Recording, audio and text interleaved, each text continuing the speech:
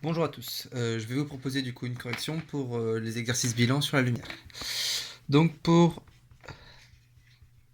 le premier exercice, je vais vous demander pour chacun des cas suivants, donc le cas numéro 1, numéro 2 et numéro 3, de préciser qui est l'objet ou la personne qui sert de source primaire de lumière, s'il y en a une, qui sert d'objet diffusant, s'il y en a une, et qui est l'observateur. Donc pour le premier cas, Émilie regarde un film au cinéma, l'observateur est assez facile à trouver, c'est donc Émilie. Maintenant, à chaque fois qu'il va y avoir une observation, il y aura forcément une source primaire de lumière. Sinon, il n'y a pas de lumière. Ici, elle n'est pas précisée dans la phrase, mais la source primaire de lumière qu'on va avoir donc, au cinéma, c'est tout simplement le projecteur de cinéma. Maintenant, la question qu'il faut se poser, c'est quand Émilie regarde son film au cinéma, est-ce qu'elle regarde directement le projecteur et que c'est le projecteur qui lui envoie directement la lumière dans les yeux, ou est-ce qu'il n'y a pas un intermédiaire, un objet qui va diffuser la lumière, qui va empêcher le fait que la lumière parte de la source primaire et qu'elle aille directement dans l'œil d'Émilie. Donc là, c'est quand même une situation assez simple et que vous connaissez tous. Donc on aura bien un objet diffusant, parce que Émilie ne regarde pas directement le film en regardant le projecteur. Donc c'est tout simplement l'écran de cinéma. Donc c'était pas demandé dans l'exercice, mais si jamais je vous fais un petit schéma, on va avoir donc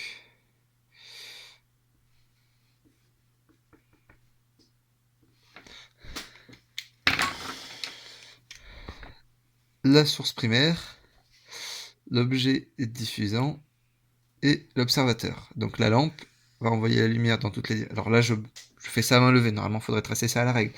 Donc la lumière part de la lampe, elle va vers l'écran, donc de la source primaire vers l'objet diffusant. Alors bien sûr, elle va dans toutes les directions, sauf que l'œil d'Émilie regarde par ici. Donc du coup, c'est ce que va renvoyer comme lumière l'écran. Donc du coup, le trajet de la lumière qui va nous intéresser, c'est celui-ci.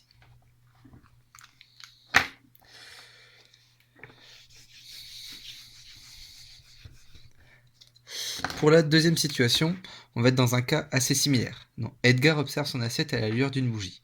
Euh, L'observateur, hein, encore une fois, c'est assez facile à identifier, c'est Edgar, c'est la personne. Ensuite, là c'est beaucoup plus détaillé, on vous dit dans l'exercice qu'il observe son assiette à la lueur d'une bougie. Donc on va avoir la bougie et l'assiette à mettre entre source primaire et objet diffusant. L'assiette ne produit pas de lumière jusqu'à preuve du contraire, donc c'est bien un objet diffusant. Et la bougie, elle produit sa propre lumière, donc c'est bien une source primaire de lumière.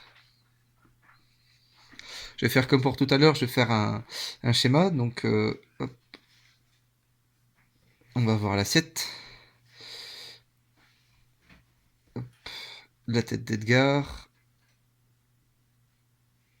la bougie, et là, que va faire la lumière? Alors, oui, Edgar va directement voir la bougie, mais ce qui lui permet de voir l'assiette, c'est qu'il y a de la lumière qui part dans toutes les directions, notamment vers l'assiette, et qui se redirige vers l'œil d'Edgar. Donc du coup, là, le trajet qui nous intéresse, c'est celui-ci.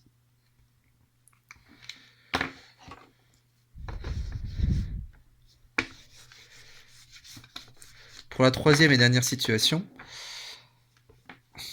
c'est pas beaucoup plus compliqué, hein. Au final, donc la situation est Victor observe les étoiles. L'observateur, encore une fois, c'est la personne. Donc du coup, ça sera Victor.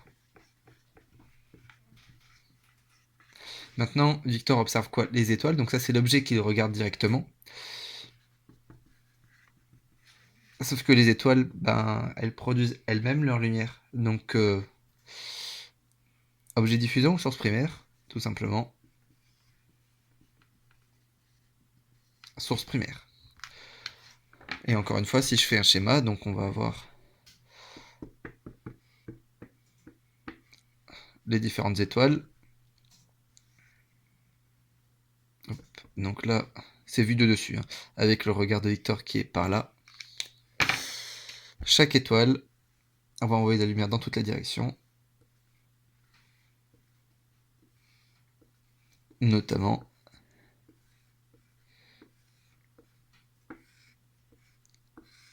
vers les yeux de Victor. Voilà. C'est bon pour l'exercice 1.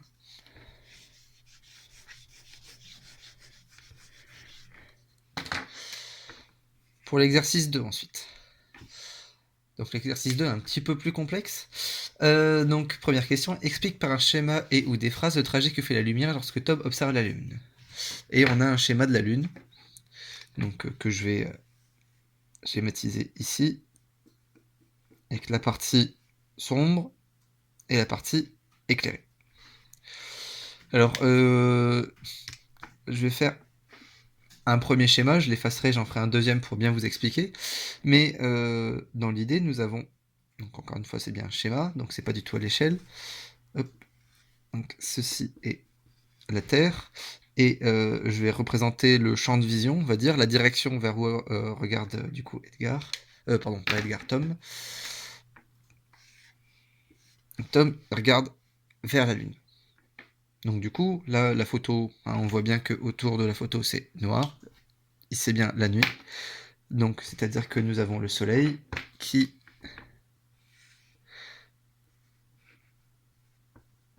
est derrière. Donc le soleil envoie de la lumière dans toutes les directions.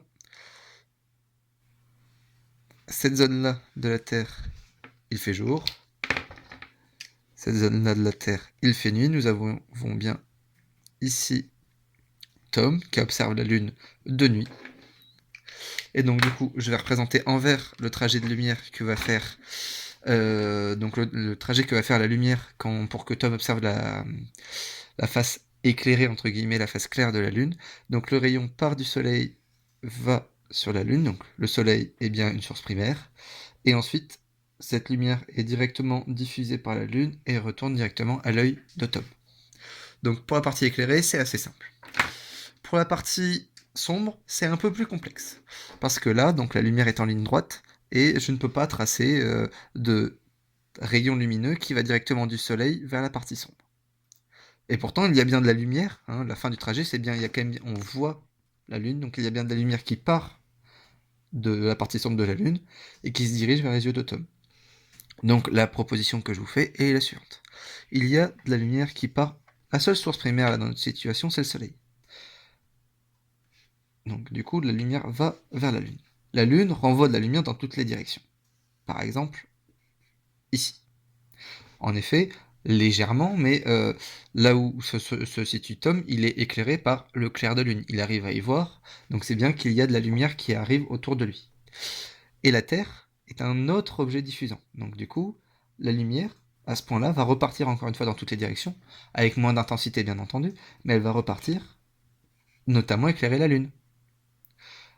Alors, vu que c'est en moins grande intensité, forcément ça paraît plus sombre, mais on se retrouve encore une fois avec de la lumière qui arrive sur un objet diffusant, et du coup qui va rediffuser pour rejoindre les yeux de Tom. Donc, pour la partie éclairée, le soleil éclaire directement la lune et se dirige vers les yeux de Tom, en vert. Alors que pour la partie sombre, c'est un peu plus complexe. Il y a une sorte d'aller-retour, c'est-à-dire que la lumière part forcément du soleil, qui est la seule source de lumière qu'on a dans la situation. Elle va éclairer la partie éclairée de la lune, et cette partie éclairée de la lune va diffuser la lumière partout sur Terre. C'est ce qu'on va appeler le clair de lune. Hein. On arrive à y voir de nuit. Donc c'est la lumière qui fait ça.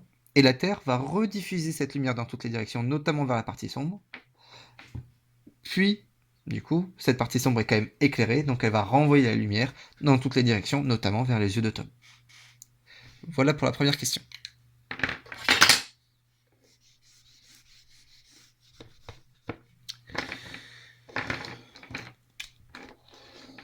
Pour la deuxième question, la photo montrée correspond-elle à une éclipse de lune ou à un quartier de lune?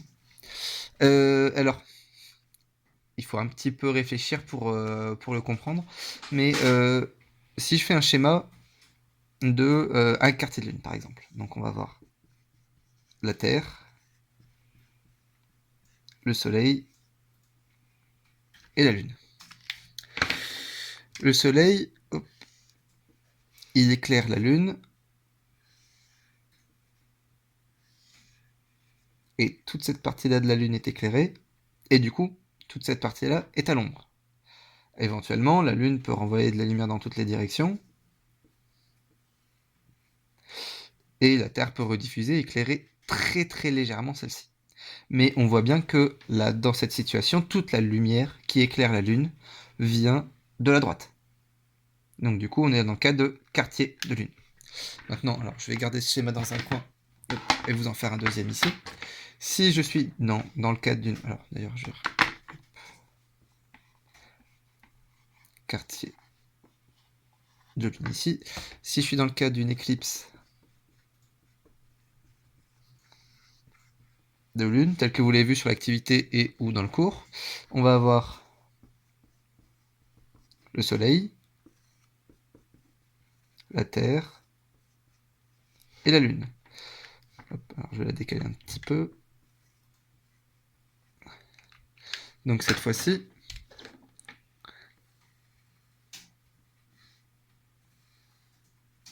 la partie majoritairement éclairée de la Lune est celle-ci. Donc on voit bien que la lumière vient de derrière, par rapport à nous, parce que nous sommes ici, hein, pour observer. Et ensuite, donc du coup, ça fait comme ce qu'on avait sur la première question. La lumière repart, revient, et on l'observe. En fait, ce qu'on va voir, donc du coup, de différence entre l'éclipse de Lune ou le quartier de Lune, c'est que visuellement, un quartier de Lune, hop, la lumière vient très fortement de la droite. Donc on va avoir une partie très claire et une partie totalement noire, non éclairée, parce qu'il n'y a rien à droite, donc si le soleil est ici, hein, il n'y aura rien de ce côté-là de la Lune pour l'éclairer, absolument rien. Alors que quand on est dans le cadre, hop, ici, d'une éclipse de Lune, la lumière vient du soleil, qui est quand même plus gros, hein, bien sûr, je précise que je n'ai pas fait le schéma à l'échelle, il va éclairer la Lune par derrière. Et donc tel qu'on l'a sur l'image que je vous ai envoyée, ça paraît assez évident du coup qu'il s'agit donc d'une éclipse de Lune. Donc maintenant, je vais vous proposer une rédaction possible pour la correction de cette question 2, maintenant que l'explication a été faite. Donc, il s'agit d'une éclipse de Lune, car la lumière vient de derrière l'observateur, hein, c'est bien ce que je vous ai montré dans ce schéma, et elle ne vient pas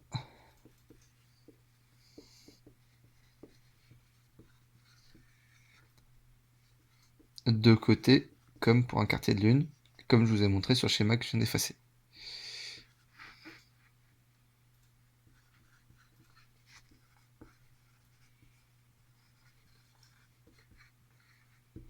Voilà, j'espère que ça a été clair. Sur ce, je vous souhaite une bonne journée.